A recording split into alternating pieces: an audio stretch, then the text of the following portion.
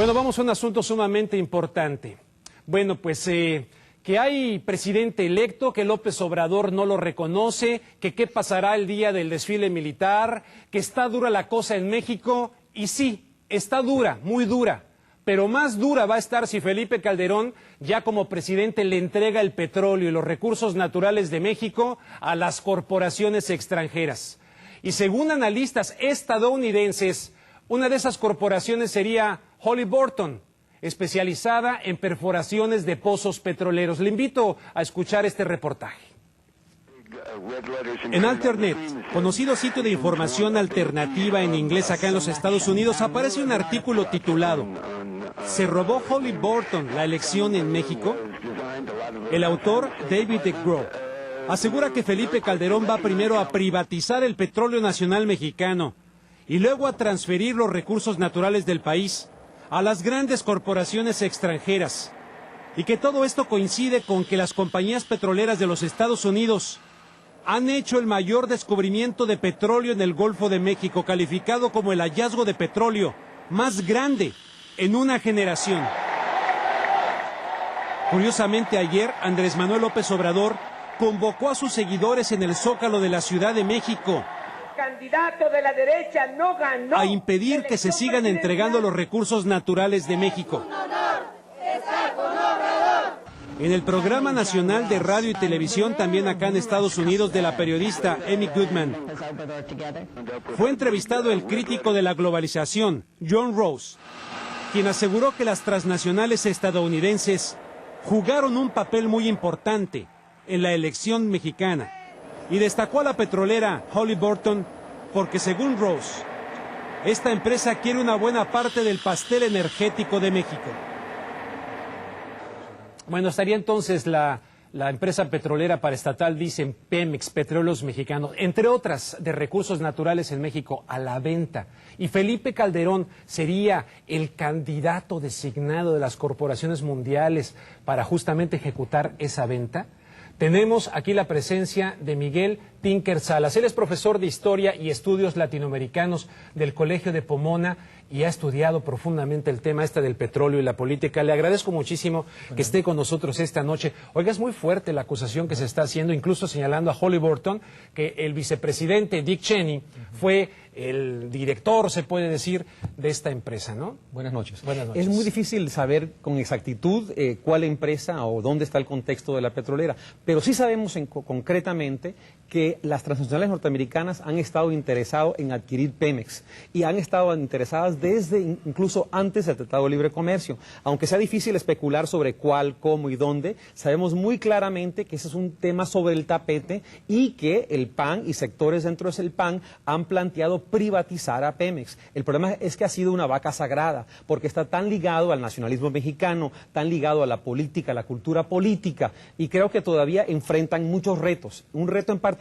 es el movimiento social que se ha desprendido a raíz de esta elección y por lo tanto podría limitar sus capacidad de movimiento hacia esa venta. Pero esa venta podría venir en partes, podrían vender una parte de la exploración, podría vender la parte de perforación, como usted mencionaba, o podrían hacerla en secciones. ¿Y qué tanto, profesor, realmente las transnacionales, como lo decían en esta página de internet que es bastante seria dentro de los medios alternativos, estas empresas transnacionales realmente pudieron haber influido en la elección de México? Yo creo que sería difícil probarlo a este momento, pero es muy claro que el sector empresarial mexicano hizo el papel por ellos también, porque hay un interés en mantener como socio a México, mantenerlo especialmente en contexto de lo que está pasando en el resto de América Latina. México para ellos es importantísimo para frenar el movimiento social que ven en el caso de Venezuela o Bolivia o Ecuador o Argentina y Brasil. Por lo tanto, es una pieza fundamental, una pieza clave. Por eso Negroponte, el jefe de Seguridad Nacional norteamericana, dijo que México era la elección más importante para Estados Unidos de este año, cuando había elecciones en Brasil, en Ecuador, en Venezuela, en Nicaragua, en Perú. México es la más importante y a la cual le pusieron más atención. Bueno, pues yo le quiero preguntar también, ¿por qué México ha elevado enormemente su producción desde el Tratado de Libre Comercio, pero vemos que las reservas van para abajo? Si ve usted un gráfico que tienen sobre la producción petrolera en América Latina, verán que México aunque tiene reservas, este año se piensa que va a bajar fundamentalmente. Aquí está en pantalla, fundamentalmente va a bajar a comienzos del 2006 y va a bajar a 14% por año. O sea que aunque su producción ahorita está más elevada a Venezuela, a largo plazo Venezuela lo desplaza y producirá más petróleo. Y si se incluye dentro de las reservas venezolanas el crudo pesado, entonces Venezuela ya adquiere capacidad petrolera mayor que Arabia Saudita. Entonces ya comienza México a desplazarse como productor petrolero y como actor político, porque el petróleo es política y es fundamental para entender las relaciones entre Estados Unidos, México y el resto de América Latina. Oiga, y entonces a mí lo que francamente como mexicano me preocupa y me indignaría mucho, que Felipe Calderón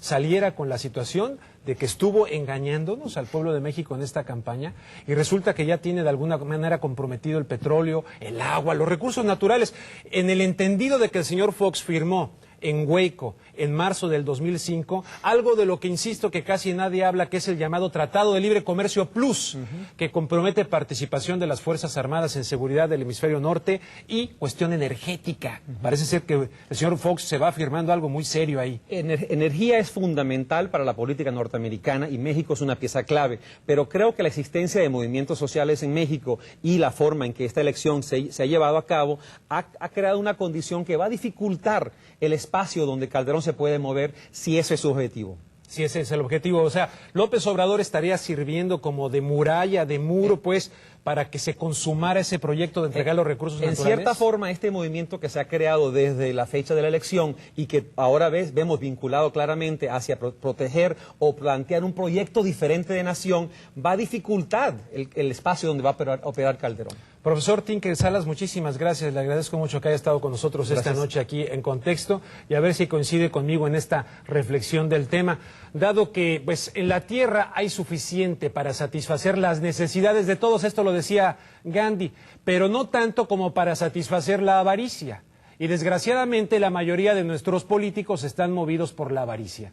A esos políticos les recuerdo humildemente acá desde Los Ángeles que la avaricia es un pozo sin fondo que termina avasallando a las personas hasta secarles el alma.